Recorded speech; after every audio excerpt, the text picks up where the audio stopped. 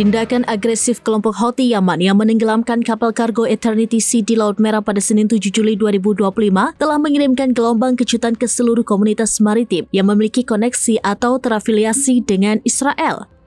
Serangan yang terjadi dalam 24 jam yang intensif juga menargetkan kapal Magic Seas bukan hanya insiden keamanan regional tetapi berpotensi memicu dampak ekonomi dan geopolitik yang lebih luas pada entitas-entitas yang berurusan dengan Israel.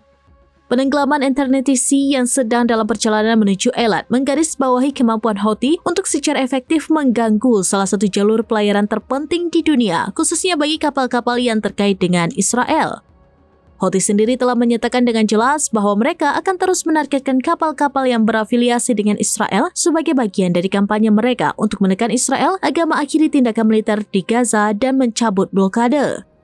Serangan yang melibatkan drone udara dan laut, serta rudal dan serangan dari speedboat menunjukkan bahwa ancaman Houthi kini adalah tantangan sistematis terhadap kebebasan navigasi bagi kapal-kapal tersebut.